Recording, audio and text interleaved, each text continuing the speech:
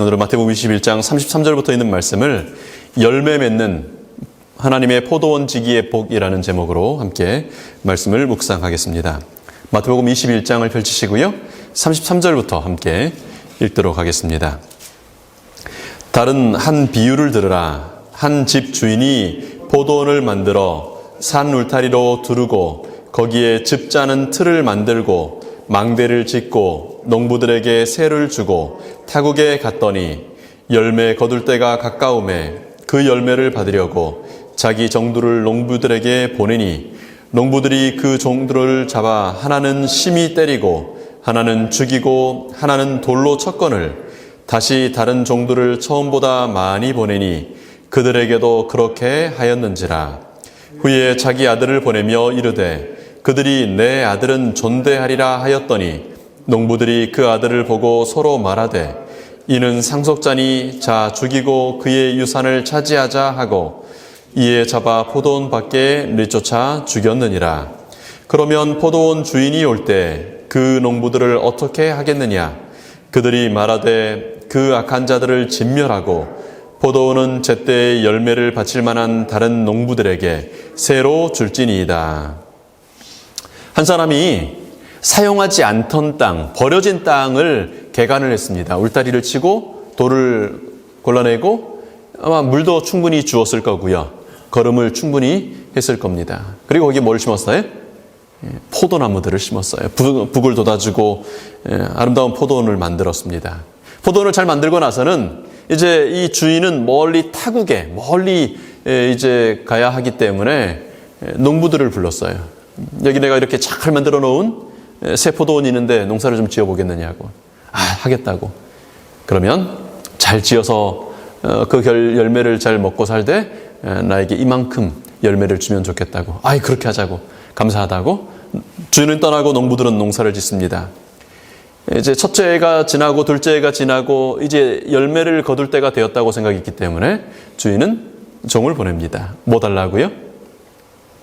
열매 일부를 달라고요. 농부들이 얻어야 될 몫이 있고 주인이 가져야 될 몫이 있기 때문에 그것을 달라고 종들을 보냈습니다. 어떻게 됐죠? 이렇게 저렇게 해서 받지 못했습니다. 오히려 그 종들을, 그 주인의 대표되는 사람들을 때리고 죽이는 일이 있었습니다. 예수님은 그 농부들의 운명이 어떻게 됐다는 얘기를 안 하셨어요. 어떻게 하면 좋겠냐 그랬더니 그 얘기를 이제 듣고 있던, 기억하시죠? 성전에서 막 정전을 정결하시고 놀라서 도망갔다가 이제 화가 나가지고 돌아와서 이제 막 그렇게 지금 대화를 하다가 이야기는 참 힘이 있어요. 참 화가 나가지고 듣고 있었는데 얘기해 주니까 또 거기 막 듣고 있다가 빠져가지고 듣고 있다가 어떻게 할까요? 그랬더니 그 농부들 어떻게 하라고요? 보라고. 제대로 열매를 줄, 제대로 싹을 지불할 사람들에게 밭을 넘기자고 얘기합니다. 유대 지도자들은 스스로가 자신들의 지위는 박탈되어야 하고 열매 맺을 또 다른 사람들에게 그 권리가, 권한이, 특권이 넘어가야 한다는 사실을 그렇게 선언했습니다. 여러분이 열매 맺는 사람이어야 한다는 사실을 늘 생각하고 사시나요? 우리 하나님께 드려야 될 열매가, 드려야 될 결실이 있다는 사실을 생각하고 사십니까? 그래서 하루하루 살다가 어떤 때는 가난한, 도움이 필요한 길거리에서 홈리스라고 편말 들고 하는 사람으로 나타나는 사람일 수도 있고, 때로는 내가 참 속상하다고 문자가 오거나 전화가 오는 어떤 사람일 수도 있고, 때로는 내가 참 어렵게 되었으니 나 좀 도와주라고 하는 그런 모양으로 하나님께서 그분의 종들을 보내실 때, 그럼 내가 우리 주인에게 받은 게 있었다고. 이 포도원의 주인에게 내가 돌려드려야 될 게 있는데 마침 잘 왔다고. 주인은 잘 계시느냐고. 내가 주인을 대하는 마음으로 당신을 대하고 주인에게 드려야 될 것을 내가 당신에게 주겠노라고 그렇게 하고 사시죠? 우린 그렇게 결실에 따른 책임이 있는 농부들입니다. 하나님은요, 사람을 창조하시고 이 땅에 사람 있게 하신 목적을 이사야 선지자를 통해 이렇게 얘기하십니다. 같이 읽어보시죠. 이 백성은 내가 나를 위하여 지었나니 나의 찬송을 하게 하려 함이니라. 그럼 알고 보니까요, 내가 그냥 내 인생 내가 사는 게 아니래요. 뭘 위해 사는 거래요? 이 백성을 창조했는데, 존재하게 했는데 뭘 위해 존재한대요? 하나님의 찬송을 하게 하려고 만들었대요. 우리는 하나님의 뜻을 행하고 하나님께서 원하시는 열매 맺는 것을 위하여 존재한대요. 사실 이런 비슷한 말씀들이 참 성경에 많이 있습니다. 그리고 때로는 하나님께서 그렇게 하지 않는 하나님의 뜻에 따라 살지 않고 하나님의 명령을 준행하지 않는 하나님의 사람들을 향하여 벌을 내리시는 모습들을 봅니다. 근데 그런 장면들을 보거나 그런 말씀들을 읽다 보면 가끔 그런 생각을 하게 될 수 있을 겁니다. 하나님은 자기 만족을 위해서 사람을 창조하셨나? 그러니까 우리가 존재하는 게 내가 나를 위해 존재하지 못하고 사실 나는 이 껍데기고 누구를 위해서야? 집에 프린터 한 대 사다 놓으면 당연히 주인을 위해서만 존재하고 일할 때만 의미가 있는 것처럼 나라는 존재가 그러면 그런 건가? 하나님은 지금 사람을 그렇게 만드신 건가? 자유의지를 주셨다면서 결국은 하나님 뜻 딱 따라야 되고 하나님께 뭔가를 딱 드려야 되고 그거 하는 거 외에는 의미가 없는 게 그게 사람이라는 존재인가? 어떻게 보면 그렇게 보일 수도 있을 거예요. 때로는 성경 공부를 하면서 때로는 말씀을 전하면서 이 말씀이 그렇게 들리겠다. 이 얘기를 그냥 이렇게 계속 듣다 보면 이제 워낙 교회 오래 다니셨으니까 그냥 그러려니 하고 들으시겠지만 종종 전혀 기독교를 접하지 못했던 성경을 처음 접하게 되는 분들하고 성경 공부를 할 때는 계속 그걸 놓치지 않으려고 합니다. 모태신앙하면서 평생 성경만 봤던 사람의 시각이 아니라 태어나서 성경 처음 보는 사람의 시각으로 보면 이거 굉장히 아주 좀 불쾌하거나 불편한 이야기일 수 있겠다. 여러분 꼭 하나님께서 그렇게 원하신다는 열매를 맺고 뭐 그렇게 해서 꼭 살아야 되는 걸까요? 그러는 겁니까? 이 저녁 비유를 통해서 이런 질문들을 좀 생각해 보면 좋겠습니다. 우리에게 열매를 맺으라고 그렇게 요구하시는 근거가 뭔가? 그런 근거가 있는가? 진짜 꼭 그렇게 해야 되는가? 그 다음은요. 그렇게 진짜 열매를 맺고 산다면 그게 도대체 우리와 무슨 상관이 있는가? 그것이 열매 맺어야 된다는 꼭 그런 어떤 정해진 틀이 우리의 자유를 구속하는 거 아닌가? 혹은 진짜 그렇게 살면 우리에게 유익이 되고 도움이 되는, 그러니까 우리를 위한 진짜 사랑으로 말미암는 배려인가 하는 질문을 생각해 봐야 할 것입니다. 근데 이 두 가지 질문을 해결하려면 한 가지 꼭 해야 될 게 있어요. 여러분, 문제들을, 성경의 어떤 이야기들을 나누거나 일상에서 여러분 뭐 동료들과 혹은 가족들과 대화를 나눌 때도요, 항상 기억하셔야 될 게 있어요. 제가 주은영 쌤이랑 어떤 얘기를 막 나눠요. 근데 얘기를 나누는데 오해가 생길 수 있잖아요. 오해가 생기는 대부분의 이유, 많은 경우의 이유는요, 똑같은 단어를 서로 얘기하는데 그 단어에 대한 정의는 서로 달라요. 그렇죠? 여기 지금 하나님께서 주인으로서 열매를 거두시고 싶다고 하시는데, 열매를 달라고 하시는데, 우리가 그래서 그 다음에 생각해야 되는 게 뭐냐면, 하나님께서 우리에게 찾기를 원하시는 하나님의 포도원의 열매, 그게 뭔가 하는 것입니다. 하나님의 포도원의 열매가 뭔가, 그게 뭐길래 우리한테 달라 그러시는가 하는 것입니다. 어떤 분들은 그것을 돈이라고 생각합니다. 그래서 교회에 가면 맨날 돈 내라는 얘기만 한다고 얘기합니다. 어떤 분들은 시간이라고 이해합니다. 어떤 분들은 우리 몸으로 하는 노동이라고 생각합니다. 그래서 사실 교회 가면 예배를 드린다라고 하는 생각보다 먼저 얼른 퍼뜩 떠오르는 건, 교회 가서 이것도 해야 되고 저것도 해야 되고 이것도 해야 되고. 근데 그런 기능을 못할 때, 돈을 못 내거나 시간을 내가 충분히 바치거나 혹은 내가 어떤 노동을 하는 힘이 없어질 때는 이제 교회 가기가 그래서 뭐해지는 거예요? 괜히 좀 조심스러워지고 미안해지는 거예요. 이제 식사당번도 못하고, 그렇다고 예전처럼 헌금도 제대로 못하고, 뭐 교회에 뭐 도움이 될 것도 없는 것 같고, 뭐냐 이겁니다. 열매가 무엇인가? 첫 번째로 생각해 볼 문제는요, 하나님께서 사람에게 열매를 맺도록 요구하시는 근거가 무엇인가? 무슨 근거로 열매 맺었으면 잘했다 그랬고, 못 맺었으면, 안 맺었으면 못했다고 얘기하시는가 하는 것입니다. 누군가 우리에게 무엇을 요구한다면 그 요구에 근거가 있는지를 봐야죠. 그렇죠? 길거리에서 갑자기 차를 멈춰 세우고 면허증을 달라 그러면 이렇게 쳐다봅니다. 근데 그 사람이 제복을 입고 있고 뭐라고 써 있으면 그런가 보다 하고 면허증을 줘요. 떨리는 마음으로. 근거가 있는 거죠. 가끔 심리 실험할 때요. 그냥 아무 사람이나 경찰 제복 입히고 하면 똑같이 사람들이 해요. 경찰복이라는 근거가 있을 때 사람은 그렇다라고 이해하고 인정합니다. 근거가 뭐냐는 거죠. 비유에서 포도원 주인은 이렇게 했었습니다. 집주인이 포도원을 일단 만들었습니다. 버려진 땅에 포도원을 만들었어요. 뭘 둘렀어요? 산 울타리로 울타리를 둘렀어요. 그리고 거기에 당연히 뭘 심었을까요? 포도나무를 심었겠죠. 심기 전에 뭐 걸러내야 돼요? 특별히 이스라엘의 그 척박한 땅에서는요. 돌 다 걸러내고 그리고 그 메마른 땅에 물을 대는 일을 했었을 거고요. 그리고 포도나무를 심고 그리고 이제 그 옆에 뭐 또 팠어요? 포도가 잘 자라면 당연히 열매가 맺힐 거고 열매를 지금처럼 열매를 냉장고에 막 넣고 이렇게 할 수 없으니까 그때는 당장 먹을 거 아니면 다 뭐 해야 돼요? 포도즙 짜서 병에 이제 해서 그렇게 해야 그 다음 보관이 되는 거니까 반드시 포도원에는 뭐가 있어야 돼요? 즙 짜는 틀, 포도즙 틀을 만들었어요. 그리고 또 뭘 마지막으로 만들어요? 망대를 만들어서 혹 여우나 혹 또 지나가는 누군가가 훔쳐가지 않을는지 망대를 만듭니다.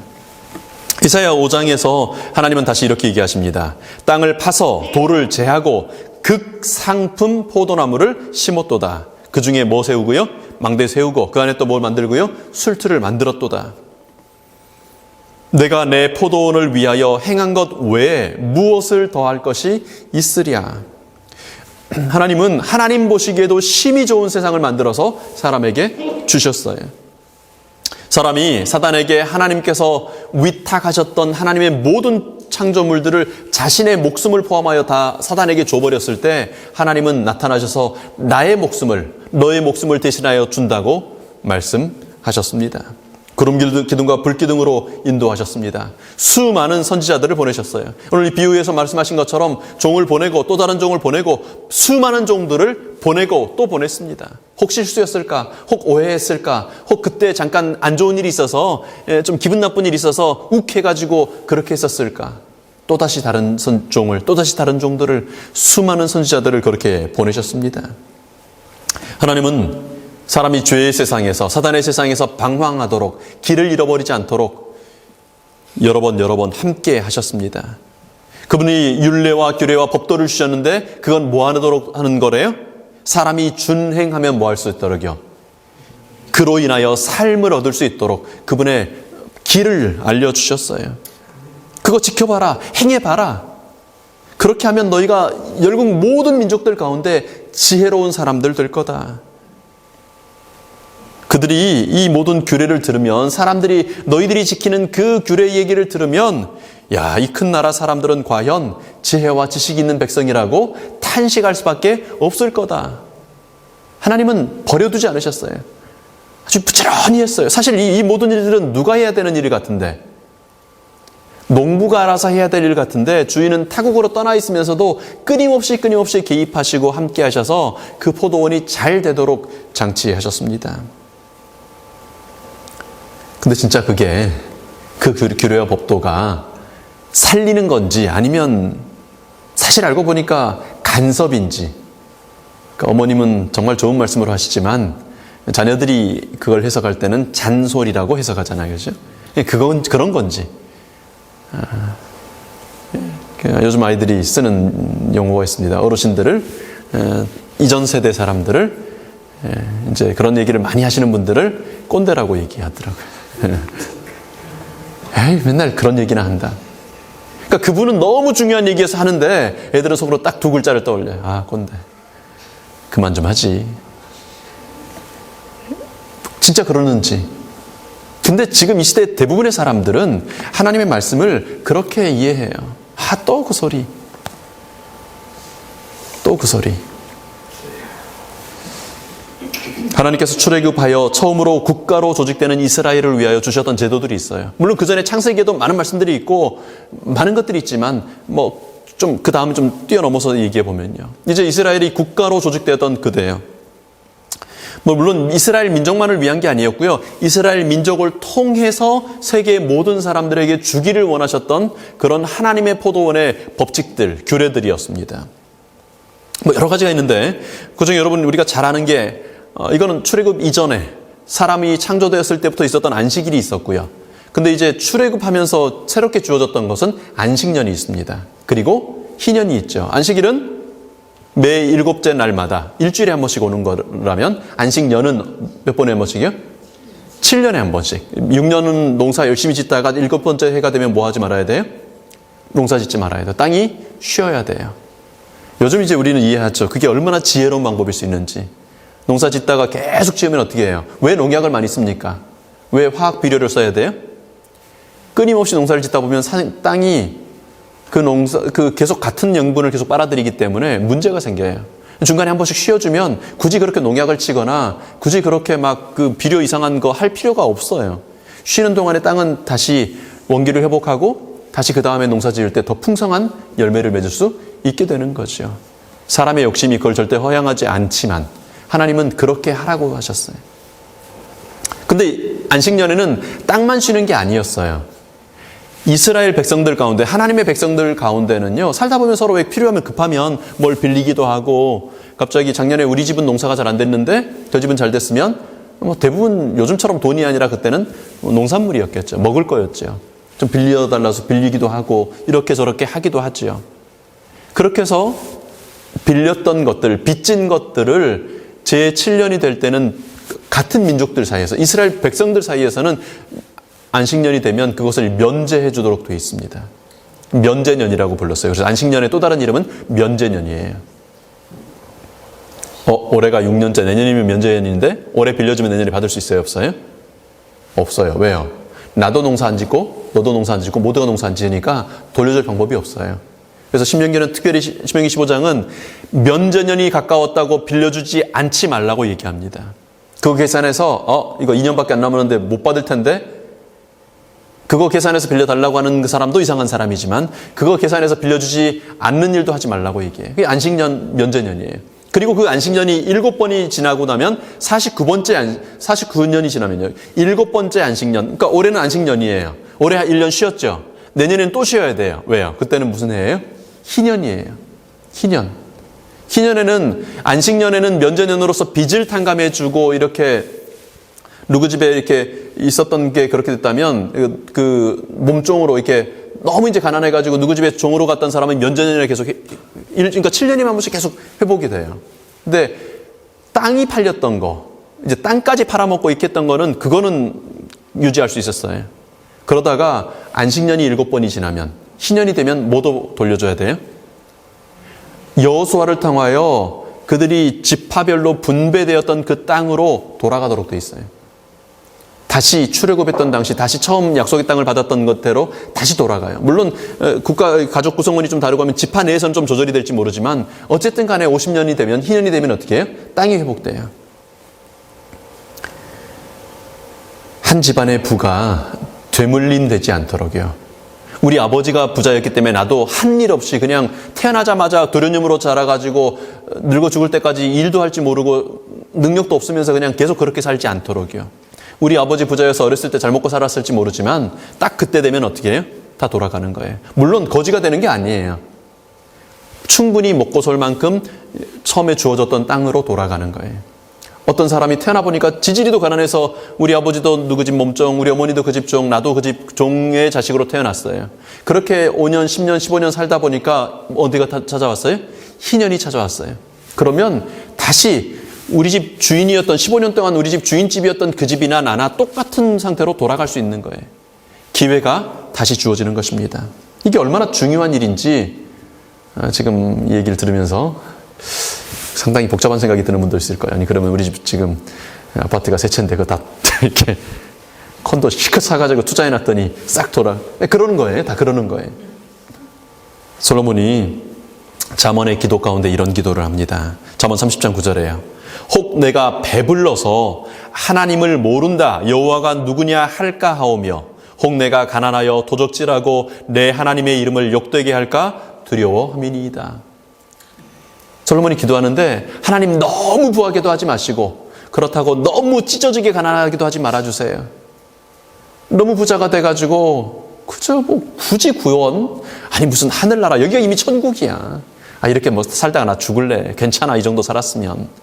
그것도 안 되고, 하나님 모른다 이런 것도 안 되고, 너무 가난해서 돈 외에는, 먹고 사는 것 외에는 아무 생각할 겨를이 없는,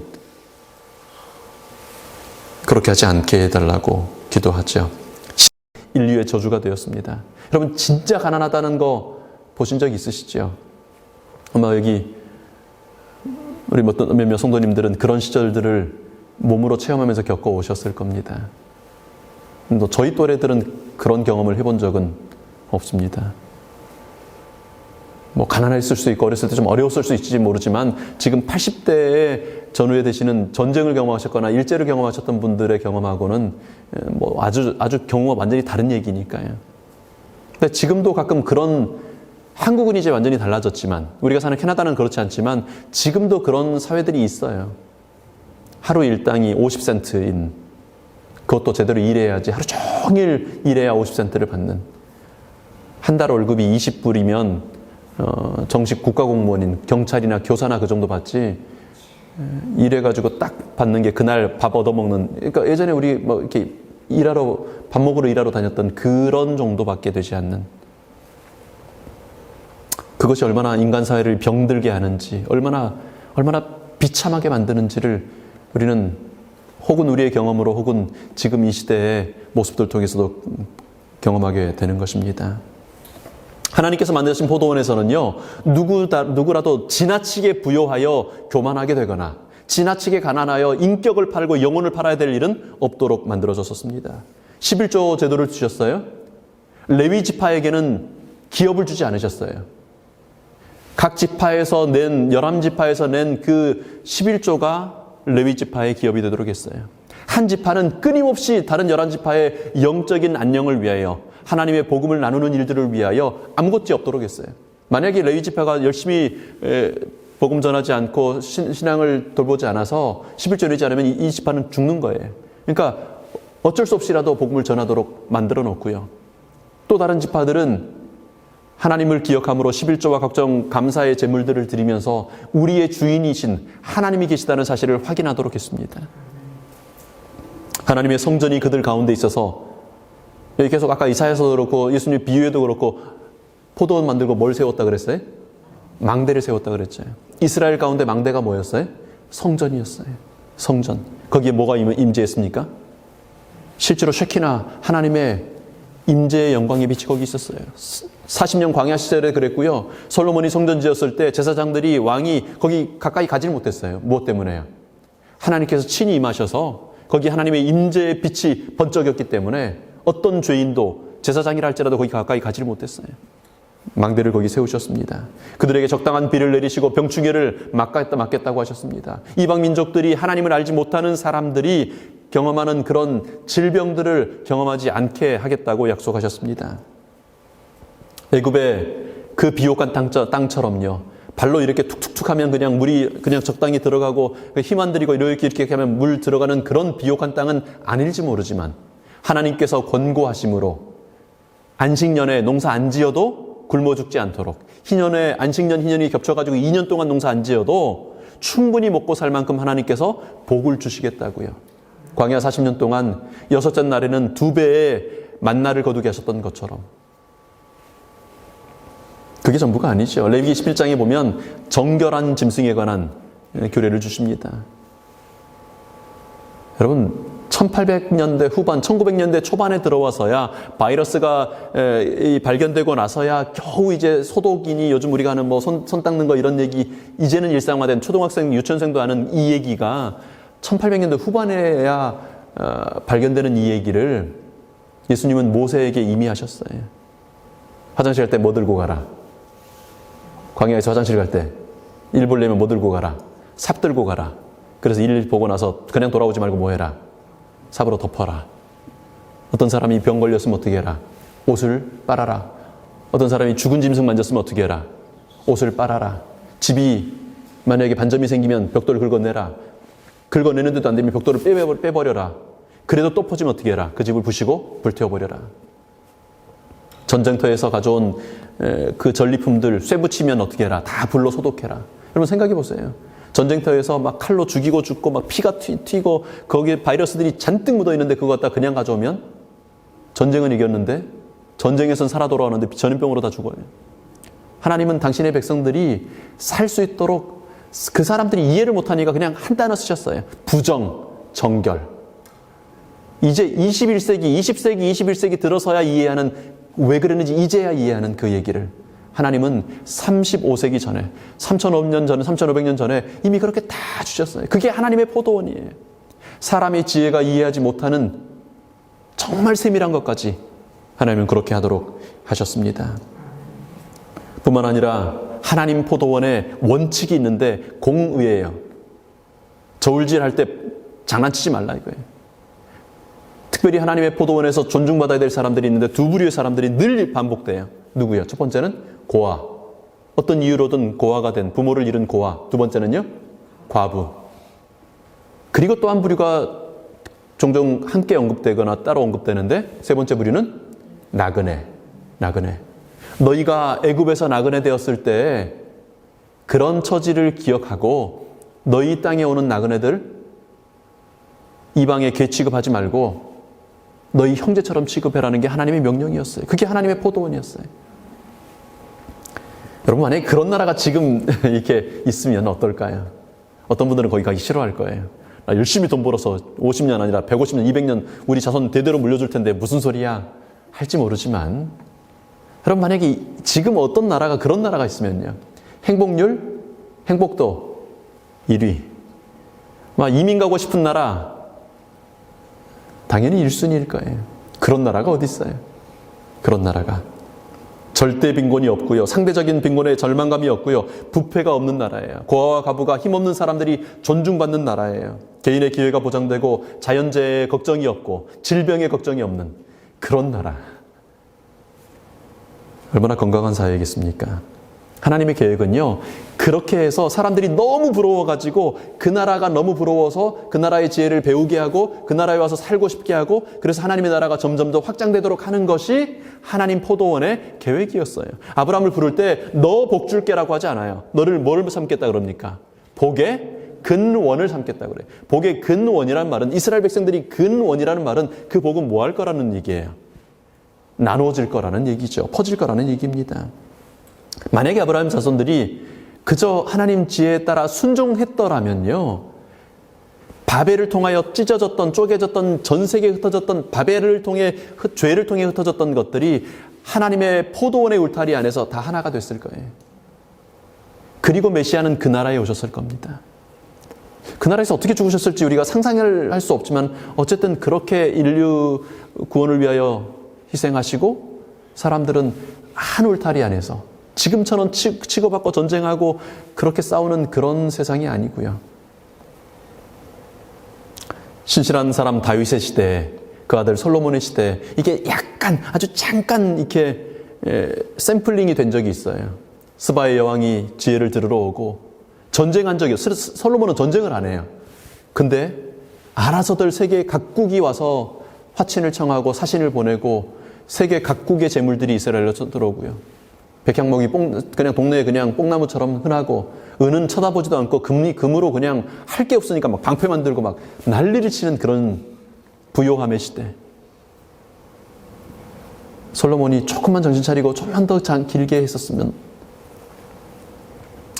그것이 하나님의 포도원입니다. 우리는 캐나다에서 하나님의 포도원의 아주 단면, 아주 조그만 한 면을 보고 있습니다. 사람이 제일 힘들 때가 두 가지가 있어요. 젊을 때라도 병에 들었을 때, 그리고 이제 나이가 들어 노년이 되었을 때 사람이 약해지죠. 근데 캐나다는 그 두 가지 경우에 대해서는 어떻게든 국가가 책임을 지겠다고 하고 있습니다. 어지간히 아파서는 다리는 집에서 붙이고 오라고 하지만 그보다 죽게 되었을 때는 국가가 책임을 져요. 그러니까 병으로 가산이 탕진되고 한 사람이 돈이 없어가지고 죽어가는 일은 없어요. 두 번째, 늙었을 때 젊어서 애들 키우고 애들한테 다 바치고는 그 노년의 그 빈곤함, 정말 감당할 수 없는 빈곤함에 그렇게 쓰러져 가지 않도록 최소한의 장치를 해줍니다. 뭐 숫자가 너무 적지만 시니어 아파트도 있고요. 어떻게든 그 최소한의 빈곤을 해결해 주려고 하니까 그런 안정감이 사람들이 소비하게 만들고요. 노년을 위해서 구태여 막 돈 막 악착같이 모아가지고 노후에 써야 되겠다고 그렇게 하지 않도록 소비가 돌아가도록 만들고요. 마음의 불안감을 없애줘요. 그게 행복도 항상 10위 안에 들게 하는 이유 중에 중요한 이유일 거라고 생각이 됩니다. 하나님의 포도원은요, 이 정도가 아니었어요. 하나님의 포도원은 완벽한 균형이 보장된 그런 곳입니다. 그러니 열매를 좀 달라고 하는 게 정당한 요구겠습니까? 구약시대에 하나님의 백성들이 그랬다면 신약시대 우리 시대는 어떻습니까? 늦은비 성령이 주어집니다. 하나님의 예언의 말씀들이 주어져 있어요. 성령 하나님께서 우리와 함께 하십니다. 우리는 십자가 그분의 은혜를 역사로, 과거의 역사로 이미 완성되고 이루어진 일로 우리가 가지고 있습니다. 역사의 구비구비마다 하나님은 개입하셔서 당신의 백성들을 보존하셨고 하나님의 말씀을 오늘까지 전달되어 오도록 하셨습니다. 하나님은요, 당신의 포도원을 위해서 하실 수 있는 모든 것을 하셨고 하고 계셔요. 우리는 값비싼 속전으로 속량함을 받았다.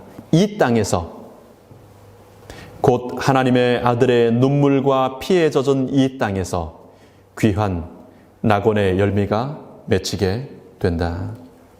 그래서 하나님께서 열매를 요구하십니다. 요구하시면 한가요? 요구하셔도 되겠나요? 창조와 구속을 통하여 하나님은 우리의 포도원 주인이 되십니다. 우리가 열매를 드려야 될 우리의 주인이 계시다는 사실을 기억하시게 되기를 바랍니다. 여러분, 열매가 뭐예요? 열매가 뭡니까? 하나님께서 우리에게 받기를 원하시는 찬송, 우리가 그분에게 돌려드리기를 원하시는 영광, 이 비유에 의하면 포도원의 주인이 요구하는 그 포도송이, 그 열매가 뭐죠? 모세가 하나님께 당신의 영광을 좀 보여주시라고 얘기했을 때 하나님은 그 영광이 뭐라고 얘기하죠? 그것은 나의 품성이다. 나의 품성이다. 주의 영광을 보여주십시오. 내가 나의 모든 선한 형상으로 내 앞에 지나가게 하겠다. 동문서답하는 게 아니라면, 정상적인 대화 중이라면 하나님의 영광은 그분의 선한 형상이에요. 그리고 다시 그 다음 장 34장에 보면 여호와로라 여호와로라 자비롭고 은혜롭고 노하기를 더디하고 인자와 진실이 많은 하나님이로라. 그것이 하나님의 영광, 하나님의 형상이에요. 신약성경에도 하나님의 열매, 성령 하나님을 통한 하나님의 열매가 뭐라 그러죠? 사랑과 희락과 화평과 오래 참음, 자비, 양선, 절제. 이 하나님의 품성에 관한 것들이에요. 그것이 열매라고 분명히 말씀하십니다. 하나님께서 그분의 포도원에서 거두기를 원하시는 것이 있는데 그건 뭐예요? 하나님의 품성을 당신의 백성들의 이 포도나무들에서 보기를 원하시는 거죠. 하나님의 품성은 뭘 통해 우리에게 제시되죠? 어떤 형태로 우리에게 제시됩니까? 하나님의 품성이 어떤 그릇에 담겨서 우리에게 제시돼요? 하나님의 품성이 확실하게 우리에게 제시된 것이 있는데 그것이 하나님의 율법이에요. 하나님의 율법. 그죠? 그래서 하나님께서 원하시는 열매 맺는 삶이라고 하는 건 하나님의 율법을 지키는 겁니다. 물론 사단은 부지런히 그 율법 지킨다는 말을 꼬아놓고 율법주의로, 행위의 의로 우리를 자꾸 이끌어가는 게 문제긴 합니다만은, 그럴지라도 사단이 무슨 장난을 칠지라도 이건 변하지 않아요. 하나님의 품성은 어디 안에 있어요? 그분의 율법 안에 있어요. 그러니까 하나님의 율법을 제대로 지키는 사람, 하나님의 율법을 말씀 그대로 지키는 사람은요, 율법주의에 빠질 방법이 없어요. 여러분, 신약은 사랑이고 구약은 공이고, 신약은 사랑의 하나님, 구약은 엄격한 하나님. 성경 안 읽으면 그렇게 얘기할 수 있어요. 그냥 교회 다니면서 설교만 좀 듣고 누가 남이 읽어주는 성경절 평생 몇 절 듣는 사람은 그렇게 얘기할 수 있어요. 여러분, 성경 읽어보시면 구약의 하나님은 공포의 하나님이시던가요? 얼마나 자주 그렇게 얘기하시나요? 나는 제사를 원치 않고 사랑을 원한다. 인애를 원한다. 내가 언제 일만 수양에 그 기름 그 피에 내가 언제 좋다 그러더냐. 나 그런 거 싫다. 사랑을 원한다. 신약 얘기 아니에요. 구약에서 나오는 얘기죠. 하나님의 율법이요. 그것이 그분의 품성입니다. 그래서 그 하나님의 율법은 다시 두 가지로 크게 요약되는데, 첫 번째는 뭐고요? 하나님을 목숨을 다하고 마음을 다하고 뜻을 다하여 사랑하는 거고요. 둘째는 그와 같은데, 우리의 이웃, 우리 곁에 있는 사람들을 내 몸 사랑하듯이 사랑하는 거고요. 그렇게 하나님 사랑하고 이웃을 사랑하는 것이 열매예요. 그게 하나님께 영광을 돌리는 거예요. 그렇게 사랑함으로 하나님의 품성을 닮아갈 때 우리 안에 열매가 맺힌다고 얘기할 수 있는 것입니다. 모세에게 나타나신 하나님의 품성을 그대로 세상에 나타내는 것이 유대 백성들의 특권이었다. 이것이 곧 하나님께서 당신의 백성들에게 요구하시는 열매였다. 지금 우리가 뭐 하는 거예요? 자비롭고 노하기를 더디하고 인애와 진실이 많은 그 모습, 모세가 보았던 그 모습 그대로를 세상에 반사해 보여주는 것이, 그것이 하나님께서 요구하시는 뭐라고요? 열매라고요. 그런 품성은 어떤 결과를 낳을까요? 어떤 결과를 낳아요? 그런 품성이 우리 안에 있으면, 그런 하나님의 생명이 우리 안에 있으면, 생명이 있으면 생명은 필연적으로 하는 일이 있어요. 설교 준비하면서 계속 생각이 안 나서, 그 노란 꽃이 뭡니까? 봄 되면 이제 잔디밭 사이에 나는, 민들레. 민들레. 징그럽게 나죠? 생명이 있는 건요, 뻗쳐나가요. 그럼 딸기 나무 심어보셨나요? 하나 심어놓으면, 아무튼 흙만 있으면 지나가다가 비 한 번 오면 거기서 뿌리 내리고 뿌리 내리고 뿌리 내려서 한 그루 있으면 순식간에 그냥, 제가 어렸을 때 집에 밭이 이렇게 3단 밭이었어요. 좀 높은 밭, 중간 밭, 이제 마당 있는 밭. 근데 중간 밭에 딸기가 몇 그루 있었는데 한 몇 년 지나니까 그 밭 전체가 딸기 밭이 돼. 넝쿨 이렇게 뻗어가면서 거기서 뿌리가 나잖아요, 딸기나무가. 생명이 있는 것은요, 생육하고 번성하도록 돼 있어요. 우리가 진짜 하나님의 품성을 갖기 시작할 때, 우리가 하나님의 열매를 맺히기 시작할 때, 뭐 올해 전도 목표를 세우고 전도회를 하고 전도를 뭘 해야 돼서 그래서가 아니라, 생명이 있으니까 나도 모르게 자연스럽게 뭐 하게 돼요? 그게 뻗어나가게 돼요. 근데 사단은 그 앞에를 딱 잘라먹고, 열매? 전도 몇 명 했냐? 열매? 교회 얼마나 크냐? 열매? 교회 얼마나 행사 많이 하냐? 생명 없이도 그거 할 수 있어요. 그건 교회를 죽이고 영혼들을 죽이는 일입니다. 하다 지쳐가지고 죽겠어서, 아유 이제 내년에는 제발 다른 사람이 있으면 좋겠어. 생명 없이 할 때 그렇게 돼요. 근데 하나님의 열매가 맺힐 때 나도 모르게 뭐 하게 돼요? 내 이웃을 내 몸처럼 사랑해주는 사람이 내 옆에 있는데 그 사람에게 관심 가지 않을까요? 그래서 그 사람이 당신이 다니는 교회라면, 당신이 믿는 하나님이라면 나도 좀 믿어보고 싶다고요. 당신처럼 살 수 있다면 나도 좀 그렇게 보고 싶다고요. 그렇게 스바의 여왕이 솔로몬 왕을 찾아왔잖아요. 생명이 있다면 그 생명은 나눠지는 거죠. 그게 에덴에서 주신 명령이었고요. 그게 십자가 이후에 승천하시기 전 예수님께서 그러므로 너희는 가서 모든 족속으로 제자를 삼고 아버지와 아들과 성령의 이름으로 침례를 주라고 하신 예수님의 명령이 같은 얘기예요. 우리가 맺어야 될 열매는 뭐라고요? 품성이요. 하나님의 품성을 닮아가는 것입니다. 나는 하나님을 사랑하는가? 그리고 나는 내 곁에 있는 사람들이 내 몸처럼 좋은가? 그렇게 사랑스러운가? 열매를 맺는 삶은 품성을 개발해가는 삶입니다. 여러분, 그렇게 열매 맺으면 나한테 좋은 일이 있습니까? 좋은 일이 있을까요? 그렇게 열매를 맺히는 삶이 나에게 어떤 도움이 될까요?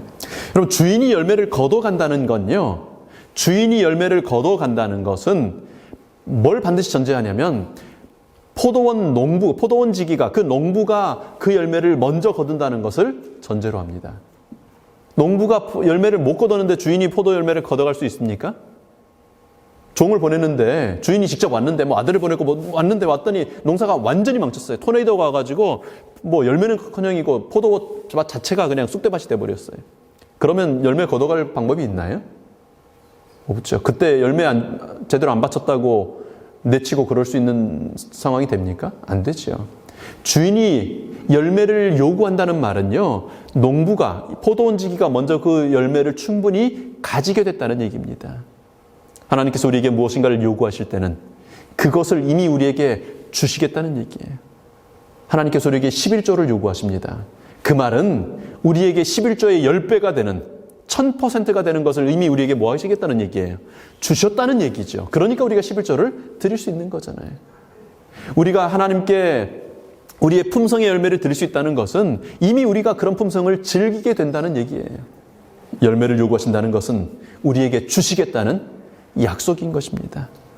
그래서 우리가 자주 듣는 말씀처럼요. 하나님의 모든 명령은 그분의 무엇이다? 약속이다.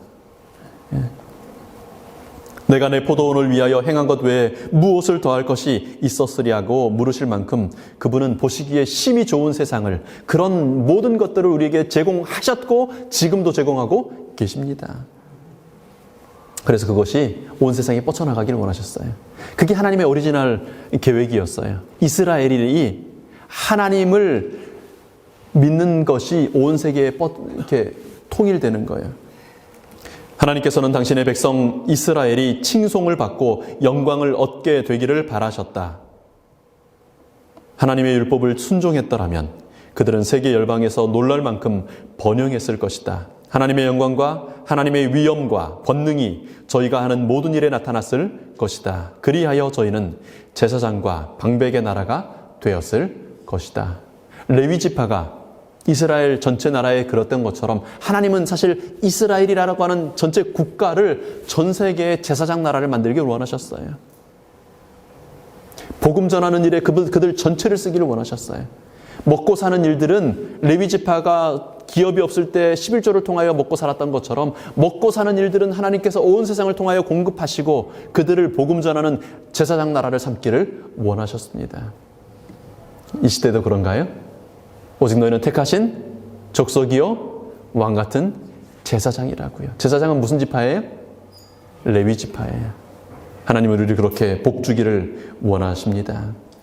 하나님 나라의 포도원에서 열매를 맺는다는 것은 지금 이 땅에서도 가장 이상적인 나라를, 가장 그렇게 되면 정말 좋겠을 나라를 이 땅에서라도 완성하는 것입니다. 그리고 그것이 전부가 아니라 내 아버지 집에 거할 것이 많은 그 나라에 가게 되는 것이 열매 맺는 삶입니다. 여러분, 앞으로 성경을 읽으시다가 하나님께서 열매를 요구하시는 부분을 만나거든, 우리가 그분의 청직이라는 얘기를 들으시거든, 그분이 우리 포도원의 주인이라는 얘기를 들으시거든, 그것이 사람의 행복을 위한, 나의 행복을 위한 가장 아름답고 가장 완벽한 하나님의 계획이라는 사실을 기억하시게 되길 바랍니다. 그래서 그분의 요구에 대하여 감사함으로 반응하는 하나님의 포도원 지기가 되기를 축원합니다.